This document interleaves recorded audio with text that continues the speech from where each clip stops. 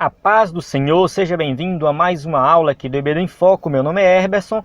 Vou começar agora aqui o comentário da lição número 5, Santidade ao Senhor. Essa lição número 5, que é a lição aí do terceiro trimestre do ano 2018, da revista da CPAD. Essa lição que está na sequência do nosso estudo do livro de Levítico, né? E nós vamos falar do principal tema, de um dos principais temas, né, do livro de Levítico, né? Na verdade, o livro de Levítico tem dois temas principais, que é santidade e sacrifícios. Então aqui nós vamos falar desse tema, santidade. É uma lição aqui que todo crente deve conhecer esse tema. Não estou falando que todo crente tem que assistir essa aula, né? Seria bom se assistisse também, assistisse na sua igreja, fosse na escola bíblica dominical nesse próximo domingo, enfim. O ideal era que todo crente assistisse essa aula sobre santidade. Mas o tema santidade é um tema que tem que ser ensinado em todas as igrejas e todos os crentes, de todas as épocas, de todos os lugares do mundo. É um tema que todos os crentes têm que ouvir. Não adianta, não tem como fugir. Não tem como servir a Deus sem ser santo, sem entender de santidade. Isso é muito importante, né? E eu costumo dizer que Deus, para ser Deus, ele tem que ser santo. Deus, para ser Deus, ele tem que ser justo. São duas coisas, né, que não pode faltar em Deus. Então, assim, dos atributos divinos, santidade e justiça andam um ao lado do outro. E a santidade de Deus é algo muito elevado. Deus, ele é santo. Ou seja, ele é puro, ele é separado de tudo que é pecado. Apenas uma mentirinha já é suficiente para lançar alguém no inferno, porque já fere a santidade de Deus. Então, quando a gente fala que Deus é santo, a gente está querendo dizer o seguinte, que todos os nossos pecados ofendem a santidade de Deus. Mas aqueles que estão em Cristo Jesus, que creem em Jesus como Salvador, aí os nossos pecados, no caso, são lançados sobre Cristo e Cristo paga o preço. Quando a pessoa não crê em Jesus como Salvador, o seu pecado não é perdoado, ou seja, Cristo não pagou o preço do seu pecado, o seu pecado continua lhe ferindo a santidade de Deus e ele merece ser condenado. No caso, tem que acontecer uma justiça. Então por isso que eu falo que santidade e justiça andam junto, e aí no caso, uma pessoa que peca fere a santidade de Deus e a justiça tem que ser executada por causa do seu pecado. Então é um tema muito, muito importante para o cristianismo, porque fala do ser divino como um todo, né? E é um tema que está dentro do contexto da soteriologia, que é a salvação. Então, assim, estudar sobre santidade, né, tem que ser feito de forma regular em todas as igrejas, tem que ser tocado nesse assunto nas aulas, porque nós temos que entender a santidade, tanto no aspecto divino mesmo, como Deus ser santo, como no nosso aspecto humano, como nós devemos ser santos. Então a gente vai ver que dentro do livro de Levítico, Deus está falando o tempo todo, sede santos, porque eu sou santo. Então, ou seja, nós temos que ser santos também. Então nós temos que viver em santidade, né? Então a gente vai entender aqui esse tema, que é um aspecto da salvação. Essa aula aqui vai ser ministrada com o slide. Caso você queira usar o slide na sua igreja, basta entrar no site do EBD em Foco, ebdemfoco.com.br, né? Se você estiver assistindo no YouTube, tem um link para clicar aí, você acessar o site. Caso você já esteja aí assistindo pelo site, muito obrigado por ter, né, se cadastrado.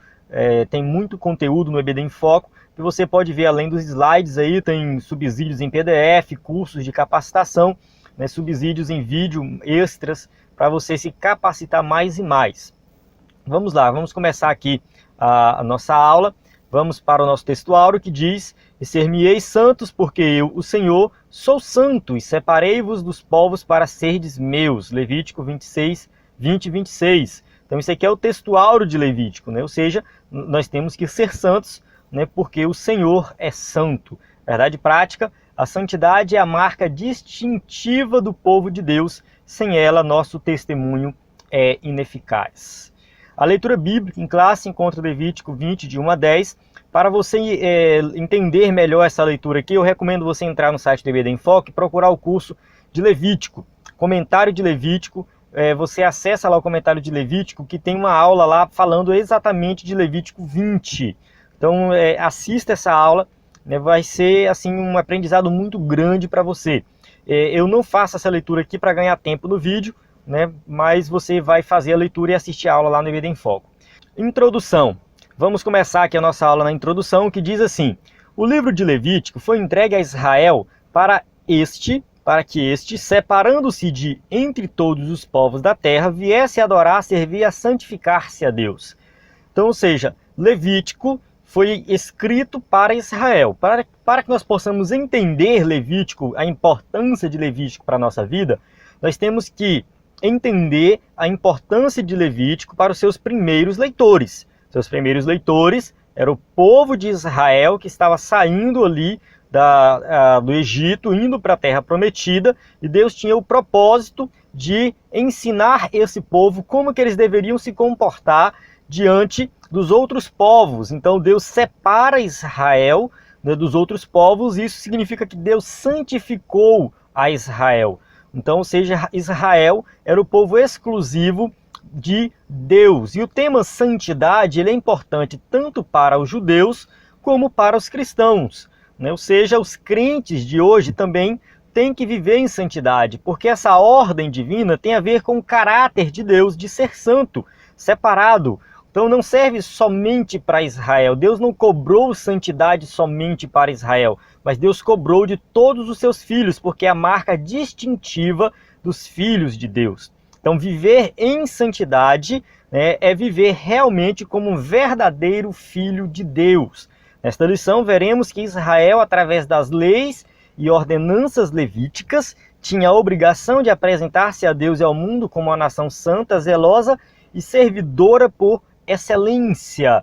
Então Israel ele tinha ali algo para se guiar, tinha lei, né? Tinha ali as ordenanças levíticas, onde estava dizendo o que fazer e o que não fazer. Então o povo não tinha desculpa. Deus deu ali, exigiu santidade, cobrou santidade, mas Deus deu o caminho e mostrou como que eles deveriam viver de maneira santa, para servir de exemplo para as outras nações. Então Israel tinha que servir de exemplo e ser uma nação diferenciada, né? Que aprendamos com os israelitas a adorar e a servir ao Senhor na beleza de sua santidade. Nós temos que entender que Deus é santo, nós estamos adorando Ele, né, pelo fato dele ser santo, e nós também temos que ser santos. Tópico 1, santidade, a marca do povo de Deus. Então vamos ver aqui esse primeiro tópico, primeiro subtópico, estado de santidade. No exato instante de sua chamada a uma nova realidade espiritual, Abraão, né, e com ele todo Israel, ou seja, quando Deus chama Abraão, ele está fundando uma nação, ele está criando uma nova nação. Consequentemente, as ordens que Deus dá para Abraão, as bênçãos que Deus dá para Abraão, servem também para todo Israel. Então a gente observa que aqui o pai da nação, né, Abraão, eles foram elevadas a um posto de herança particular e santa do Senhor. Então, ou seja, essa realidade espiritual, né, ou seja, eles saíram de uma realidade para uma outra realidade. E eles passaram a ser esse povo particular, separado. Né? Agora, pois, se diligentemente ouvirdes a minha voz e guardardes a minha aliança, então sereis a minha propriedade peculiar dentre todos os povos, porque toda a terra é minha. Êxodo 19:5. Olha só, toda a terra é do Senhor, tudo pertence ao Senhor, mas Israel acaba se tornando o queridinho do Senhor. Ou seja, Israel está ali sendo cuidado pelo Senhor, é o povo que pertence ao Senhor. Então, enquanto os outros povos não adoravam a Deus, eram pagãos e adoravam outros deuses, não estavam nem aí para o verdadeiro Deus, Israel estava ali adorando e servindo e recebendo as bênçãos do Deus verdadeiro, que é o Deus Jeová. Então ali eles se tornaram essa propriedade, essa herança particular. Essa dignificação, porém, não levou ao aperfeiçoamento imediato dos hebreus. Não significa que Deus chamou Abraão e de repente Abraão já se tornou uma pessoa 100% santa, sem cometer nenhum pecado. Isso não aconteceu. Não aconteceu com Isaac, não aconteceu com Jacó, não aconteceu com nenhum israelita daquela época.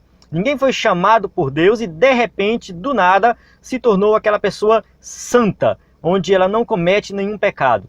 Acontece o seguinte, que a santificação ela é dividida, segundo os teólogos, em 3 partes, ou seja, tem 3 tipos, vamos colocar assim, não 3 partes, 3 tipos de santificação. O primeiro tipo de santificação é aquela santificação imediata, significa que a pessoa foi separada para Deus, servir a Deus. Então Abraão, quando foi chamado, a partir daquele momento, ele se tornou santo, no sentido de estar separado para servir a Deus. Depois tem a santificação, que é contínua, né? Ou seja, é um processo. É a santificação processual, santificação contínua, que é algo que vai acontecendo aos poucos. Então Deus chama para Abraão depois, quando Abraão está com 99 anos de idade, fala: Abraão, anda nos meus caminhos e ser perfeito. Ou seja, Abraão tinha que ser perfeito. Então Deus está cobrando santidade de Abraão, e ele está lá, né, cerca de, acho que 20 anos depois que Deus chamou ele, mais de 20 anos, né, 24 anos depois. Então assim, está lá Abraão, sendo cobrado de santidade, e Abraão continua sendo cobrado até o final da vida, ou seja, é a santificação que a pessoa vai melhorando cada vez mais até ela morrer.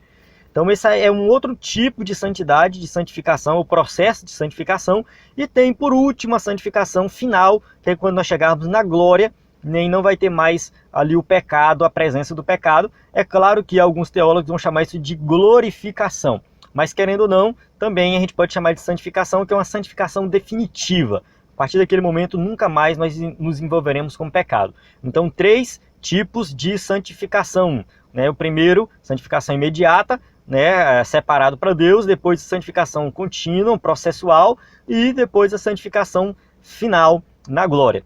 Então, assim, o povo, né, foi chamado para servir a Deus, mas passou por um processo de santificação contínua.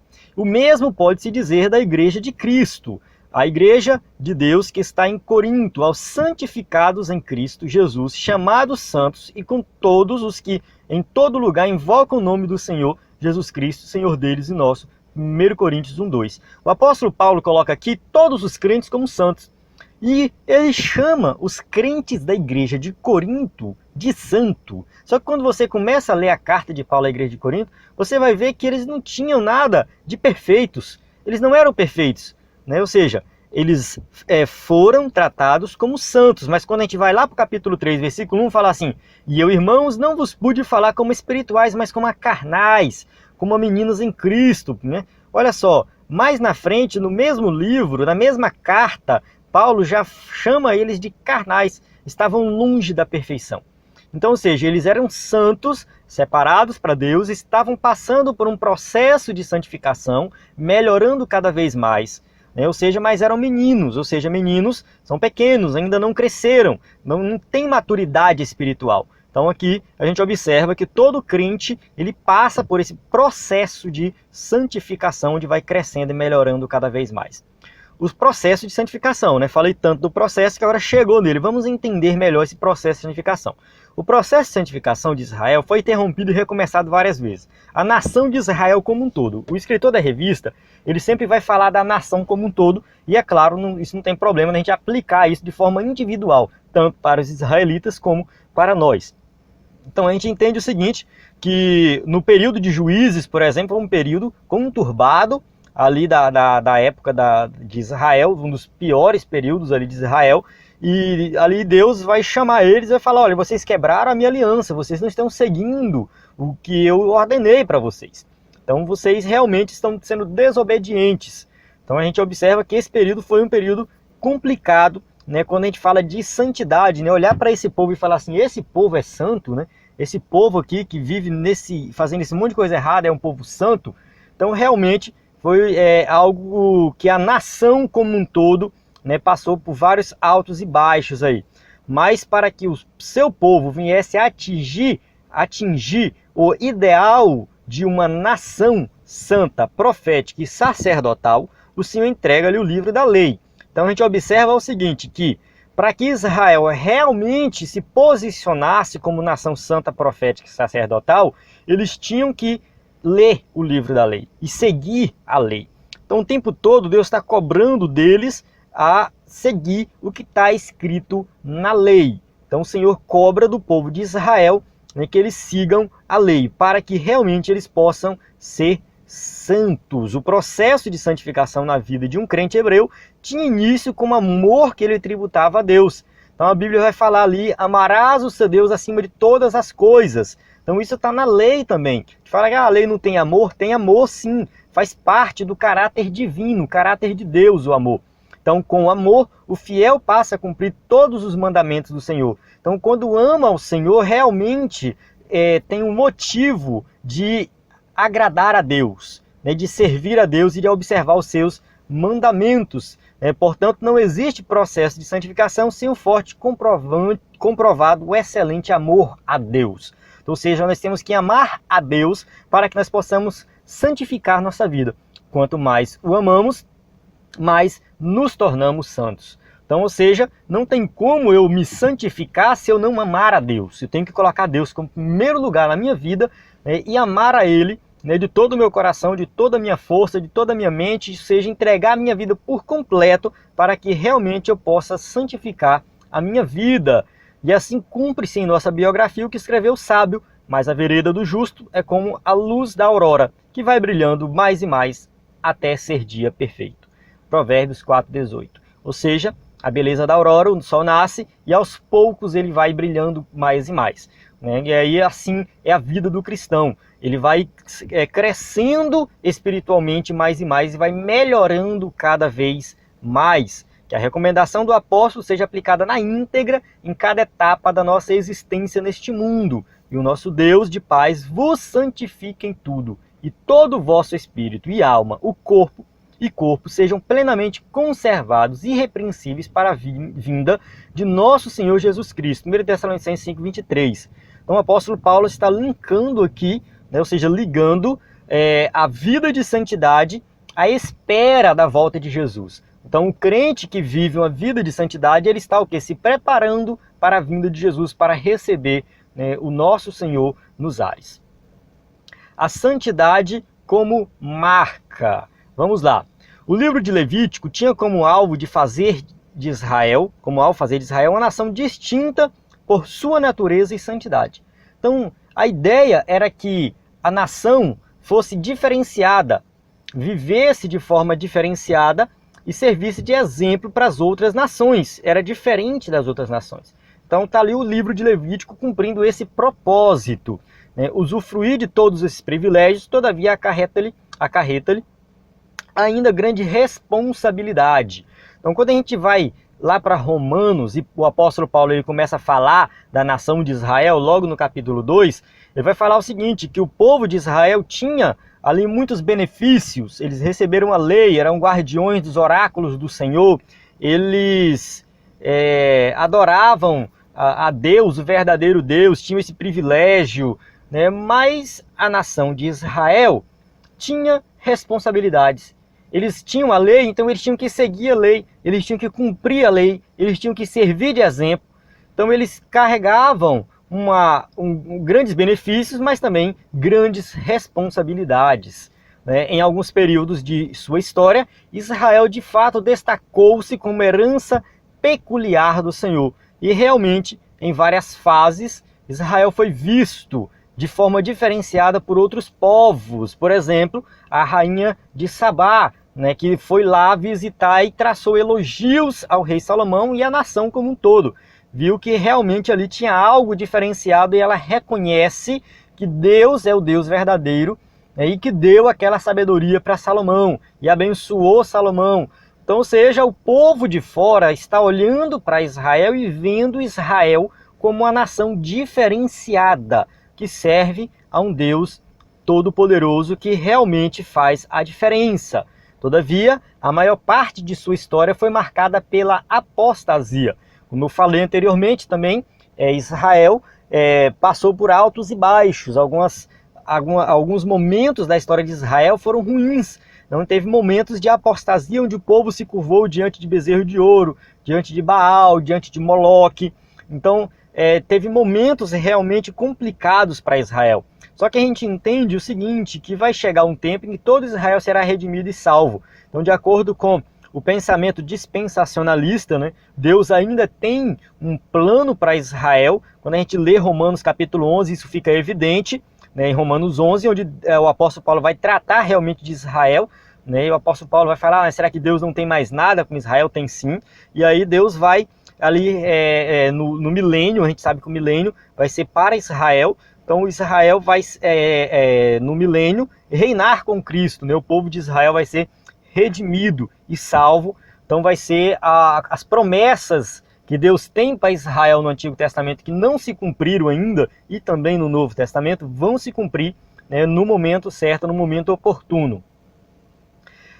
Se o povo hebreu deveria sobressair-se pela santidade, o que não esperar da Igreja de Cristo? Então, se a gente olha para o povo de Deus no Antigo Testamento, que era os hebreus, os israelitas, os judeus, né? Ou seja, é tudo uma coisa só. Esse povo tinha que viver de forma diferenciada, né? Viver em santidade para servir como exemplo. E a igreja? A igreja é a mesma coisa, né? Israel foi a igreja do Antigo Testamento. Então hoje nós somos a igreja e a igreja tem que fazer a diferença. A igreja tem que mostrar para o mundo que vive de forma diferenciada. A igreja tem que mostrar que realmente nós somos o sal da terra e a luz do mundo. Temos que brilhar. A igreja não pode apoiar o que não presta, a igreja não pode apoiar o pecado, né? A igreja tem que fazer a diferença em santidade. O povo do mundo tem que olhar para a igreja e ver algo diferente na igreja. E a igreja somos nós, todos os povos, né, que servem a Deus. O apóstolo exorta-nos a andar continuamente em novidade de vida. Então, quando a gente lê Romanos 6,4, a gente vai ver Paulo falando lá, assim como Cristo ressuscitou para uma nova vida, nós agora, né, ressuscitamos também, nós nascemos de novo e somos o quê? Uma nova criatura, temos que andar em novidade de vida.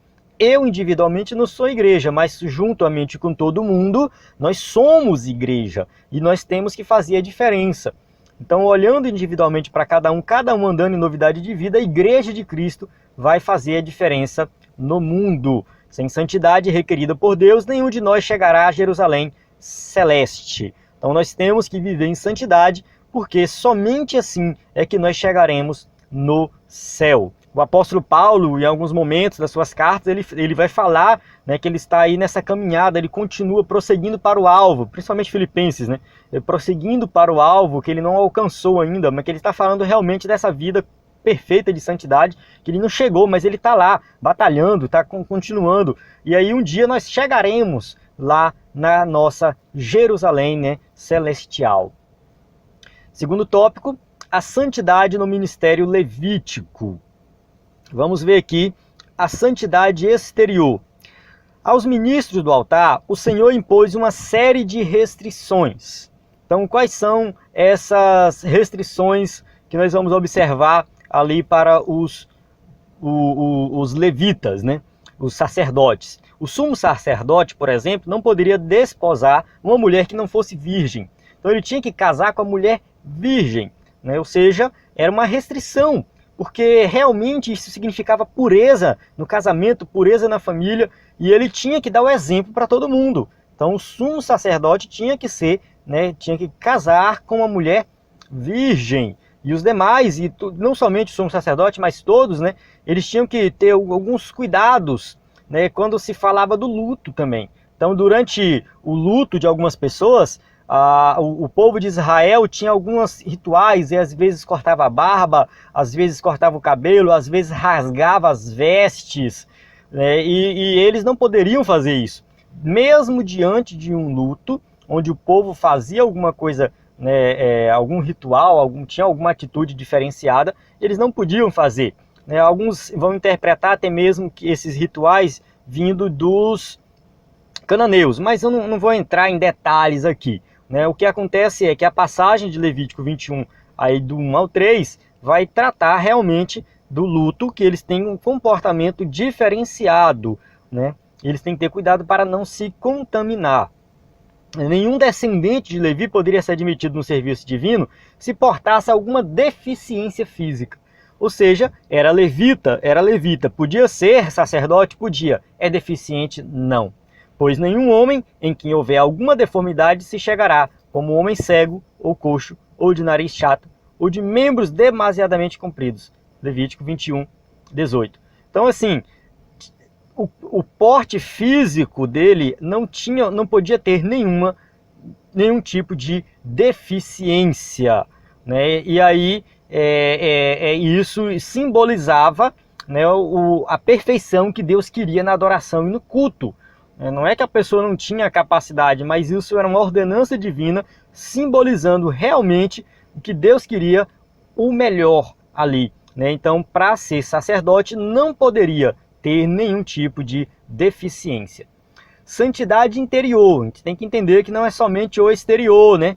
Ele tinha que mostrar o interior. Na sua mitra, né, esse tipo de chapéu aí, né, que ele usava, estava sempre na cabeça do sumo sacerdote, estava escrito santidade ao Senhor, né, escrito em hebraico, né, e a sua pureza externa deveria ser um perfeito reflexo de sua santidade interior. Então o que ele mostrava externamente era só um reflexo do que estava dentro do seu coração e da sua mente, porque os lábios do sacerdote devem guardar o conhecimento e da sua boca devem os homens buscar a lei, porque ele é o mensageiro do Senhor dos Exércitos. Malaquias 2,7. Malaquias, que faz diversas advertências para os sacerdotes, vem aqui dizendo que o lábio deles, né, tem que estar ali pronto à lei. Eles tinham que conhecer a lei e realmente mostrar como exemplo como que vivia a lei. Então eles tinham que mostrar uma santidade realmente exterior como reflexo da interior. Infelizmente a classe sacerdotal deixou-se levar por um culto formal, né? Ou seja, eles não estavam mais fazendo um culto verdadeiro a Deus, porque tanto o profeta como o sacerdote estão contaminados. Até a minha casa achei a sua maldade, diz o Senhor. Jeremias 23:11. Então Jeremias está profetizando ali antes do cativeiro, e realmente, né, o povo tinha, o povo de Deus estava, né, vivendo uma idolatria, e os sacerdotes e os profetas, eles tinham a obrigação de ensinar o povo. Então quando o povo estava vivendo idolatria, a culpa era deles também. Né? Mesmo que porque o sacerdote não está lá vivendo idolatria, mas está deixando o povo viver, não está ensinando o povo, então é culpa deles também. Por quê? Porque o culto não estava sendo feito da forma correta. E aí, qual foi o resultado disso? Jerusalém foi destruída, eles foram levados para o cativeiro. E quando eles retornam do cativeiro, eles voltam e abandonam completamente a idolatria. Então a gente não vê mais problemas com idolatria quando o povo retorna do cativeiro, porque realmente aprenderam a lição. Santidade e glória.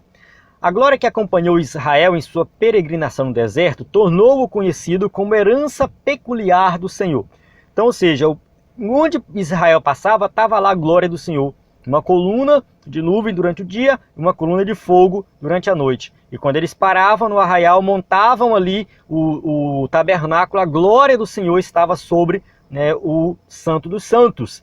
Então o povo de outras nações olhava para Israel e via a glória do Senhor. E sabia que Deus estava com Israel. Atemorizados, os gentios sabiam que era impossível amaldiçoá-lo. Quando a gente lê Números 23, a gente vê Balaão tentando amaldiçoar o povo, sendo mandado por Balaque, mas não consegue. Quando ele vai amaldiçoar, ele abençoa, que é até o caso do episódio lá da jumenta que fala. Então, realmente, o que a gente observa é que não tinha como, eles estavam blindados pela glória do Senhor. Então, a glória do Senhor acompanhou o povo, e isso era por causa que Deus é santo e realmente o povo estava vivendo em santidade. Mas para que os israelitas continuassem a usufruir da glória divina, né, era-lhes imprescindível obedecer a palavra de Deus. Ou seja, para que realmente, né, a glória de Deus acompanhasse eles tinham que estar vivendo em obediência, em santidade. Então não tinha como Deus estar ali no meio deles se eles estavam vivendo em pecado. Tanto que lá na frente, na época dos reis, né, que eles não estão mais guardando os mandamentos, até a arca do Senhor é levada, né, pelos filisteus e tudo mais.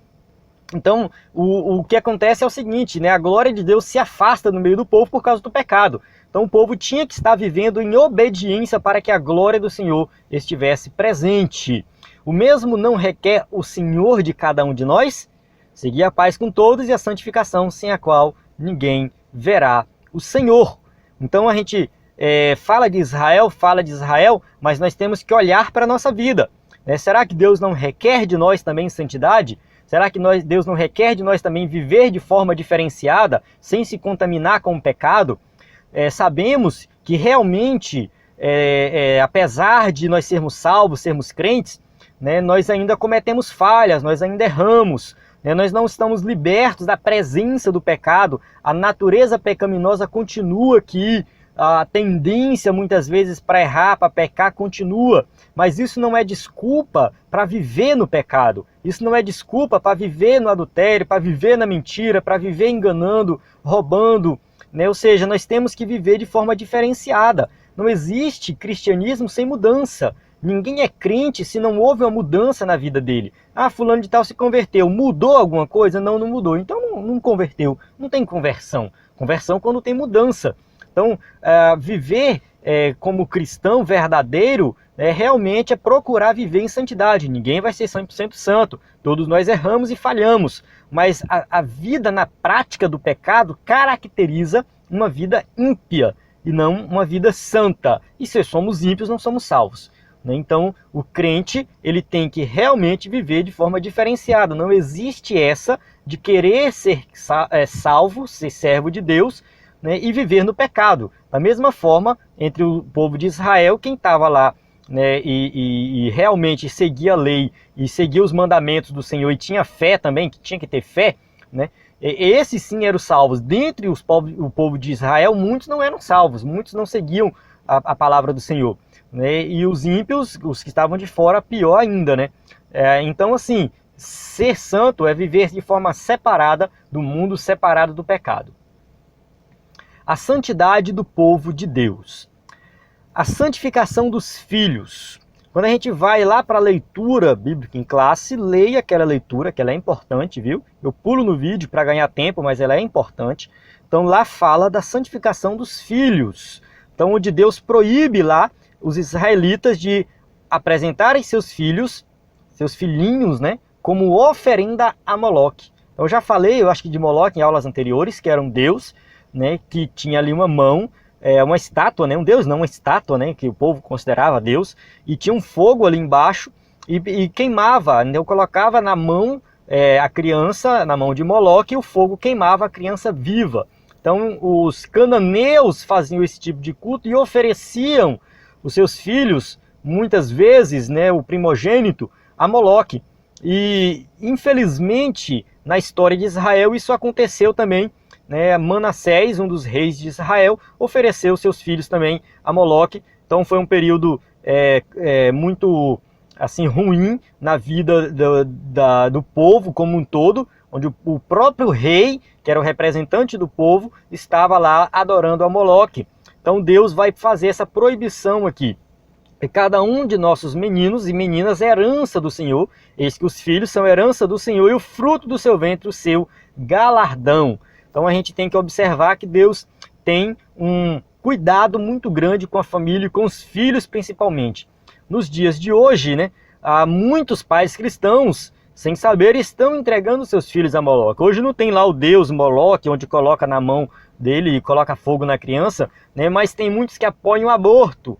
Então apoiar o aborto é a mesma coisa, né? É matar uma criança. Infelizmente tem evangélicos que apoiam o aborto, que se dizem, né? Se dizem evangélicos, mas não são, não tem como. Né? Pode até se dizer que mas não é salvo, não tem como uma pessoa dessa ser salva, porque está indo de contrário à palavra de Deus. Quando não educam, né, os seus filhos conforme a palavra de Deus. Tem isso também. Né? Quando a gente não, quem tem filhos, né, não cuida, não educa, não ensina de acordo com a palavra, é como se estivesse também oferecendo o filho a Moloque. Ensine, pois, seus pequeninos na admoestação do Senhor, e vós pais não provoqueis a ira a vossos filhos, mas criai-vos na doutrina e admoestação do Senhor. Efésios 6,4, finalmente que seus filhos venham honrá-los com os pais e mães, como pais e mães. Honra a teu pai e a tua mãe, que é primeiro mandamento como promessa. Efésios 6,2. No Antigo Testamento, o filho desobediente era apedrejado, era morto. Então é algo muito sério, né? O filho obedecer e honrar o pai e a mãe. Santificação conjugal, isso aqui a gente observa também naquela passagem ali do capítulo 20. Deus sempre teve um forte compromisso com a família, isso é fato, né? Pois ele mesmo instituiu ali a família no jardim do Éden, a fim de preservar a integridade familiar. O Senhor proíbe terminantemente a infidelidade conjugal e o adultério. Então a gente observa tanto no Antigo quanto no Novo Testamento, Deus vai proibir, né, todo tipo de infidelidade conjugal, todo tipo de adultério. E isso realmente é algo destruidor para a família, é pecado, né? Ou seja, prejudica você, prejudica outras pessoas, prejudica os filhos, né? Infelizmente, isso tem entrado na igreja, né? E muitos casos de adultério têm acontecido dentro das igrejas, por falta de ensino, né? Por falta ali realmente de um ensino verdadeiro sobre santidade, que não tem, né, que não tem ali um apoio, às vezes, à família dentro da igreja, mas que tem que ser feito, tem que ser falado. É uma realidade, mas tem que ser falado, né? Quem é pastor, principalmente, tem que abrir a Bíblia e ensinar, né? Ensinar sobre adultério na igreja. O pastor não pode ter medo de fazer isso. Ele tem que abrir a Bíblia nas passagens, ensinar e bater nessa tecla para que esse mal não aconteça, né? E se estiver acontecendo, que seja tratado da forma correta. Então Deus vai proibir a infidelidade conjugal entre o povo de Israel, também entre o seu povo, né, porque realmente isso, né, traz grandes prejuízos para a obra do Senhor. Seu objetivo era tornar a família israelita um exemplo para os gentios. Enquanto os gentios não tinham isso, lá entre os outros povos acontecia adultério, acontecia fornicação, tudo que não presta. Mas dentre o povo de Israel era diferente.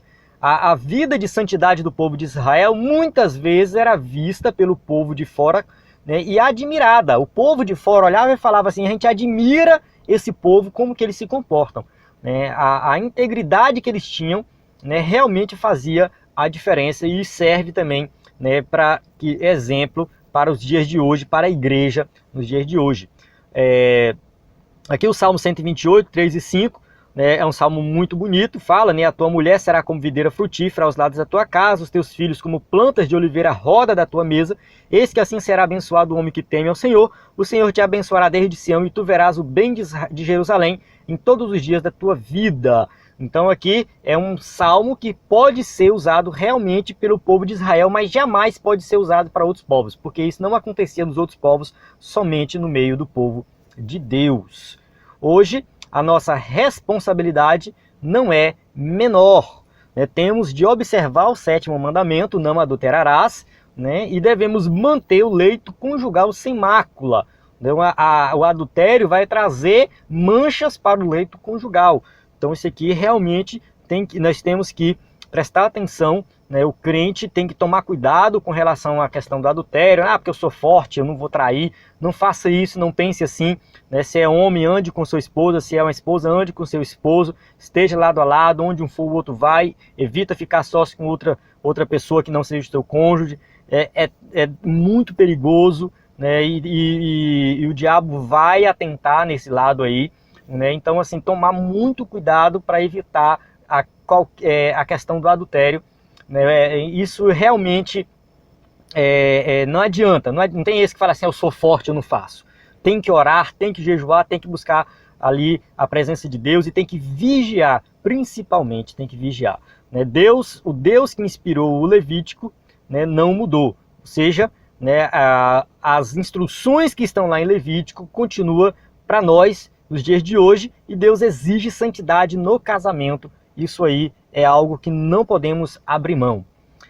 A santificação e a vontade de Deus. A santificação é um processo que exige disciplina, mas significa o quê? Disciplina porque eu tenho agora uma vida diferenciada, eu tenho oração, frequentar os cultos, eu tenho a Bíblia para ler. Então, ou seja, quando eu faço isso, eu estou santificando mais a minha vida. Nesse processo, todo o nosso ser deve estar envolvido. Ou seja, toda a nossa vida tem que estar envolvido nesse processo de santificação. E o mesmo Deus de paz vos santifica em tudo. 1 Tessalonicenses 5:23. Então a gente tem que entender que a santificação também ela não vem de nós. É um processo onde nós buscamos, mas é Deus que vai nos santificar. É Deus que vai nos dar força, é Deus que vai nos capacitar, porque a santificação é um aspecto da salvação que também vem pela graça. O santificar-se não é uma opção na vida do salvo. Ele não tem que ficar na dúvida se ele vai santificar ou não, né? É uma ordenança divina, é um resultado de uma verdadeira conversão. Portanto, santificai-vos e sede santos, porque o Senhor, o Senhor vosso Deus, né? Porque eu sou o Senhor vosso Deus. É Levítico 27. Então aqui é o seguinte, né, Deus deu essa ordenança e Ele dá todos os meios para nós nos santificarmos. Então um crente verdadeiro, um crente salvo, ele realmente vai santificar a sua vida como resultado, né, de uma verdadeira salvação, de uma verdadeira conversão. A nossa santificação é da vontade de Deus. Então é porque esta é a vontade de Deus, a vossa santificação, ou seja, Deus quer nos santificar.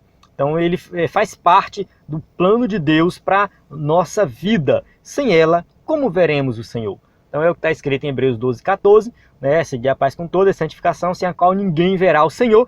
Então seja, para que nós um dia possamos chegar no céu, ver o Senhor, estar na presença de Deus, nós temos que santificar a nossa vida e viver de forma diferenciada, e ser exemplo para outras pessoas que ainda não creram, para que essas pessoas possam olhar para a nossa vida, ver algo diferente, né? E ali, ao ver algo diferente, procurar saber o que é que tem de diferente na nossa vida, e nós apresentamos Jesus, mostramos Cristo para ela e essa pessoa pode se converter. Ou seja, o nosso comportamento em si não salva, mas vai despertar uma curiosidade tal que a pessoa pode querer saber o que está acontecendo diferente na nossa vida. E a gente fala, o que está de diferente é que eu tenho Jesus na minha vida, né? E por isso eu vivo de forma diferenciada. E assim, muitos podem ser salvos através do nosso testemunho. Conclusão, no momento de emergência nacional, o rei Ezequias convocou os levitas e ordenou-lhes: ouve-me, ó levitas, santificai-vos agora e santificai a casa do Senhor, Deus de vossos pais, e tirai do santuário a imundícia. Foi naquela hora que teve início um grande avivamento em Israel. Se nos santificarmos como requer o Senhor de cada um de nós, em breve experimentaremos uma grande visitação dos céus em nosso país. Amém? Ficou claro, né? Se santificarmos a nossa vida, nós realmente receberemos o verdadeiro avivamento. Então, nosso país precisa de um avivamento. Nosso país precisa ser avivado. E a igreja tem que fazer a diferença. Enquanto a igreja estiver aceitando o que não presta, fazendo o que não presta, o que o mundo concorda, não faremos a diferença. Mas quando nós começarmos a repudiar o pecado, fazer como o rei fez, tirar todo o santuário, tirar do santuário ali, né, a imundícia, tirar tudo que não presta e viver uma vida de santidade, aí sim vai ter um avivamento na nossa vida e na igreja de Cristo e faremos a diferença. Aqui chegamos no final da nossa aula, tem as perguntas com animações aqui para quem vai usar o slide na sua igreja. Os cursos do EBD em Foco que você pode acessar e se capacitar mais e mais, né? E enfim, a gente encerra aqui. Você assistiu até aqui, curta o vídeo, compartilhe, comente, né? Deixa aí a sua participação, né? Que Deus possa abençoar mais a sua vida. Acesse o site do EBD em Foco para você ter mais conteúdo, né? E se capacitar mais como professor. A paz do Senhor, até a próxima aula.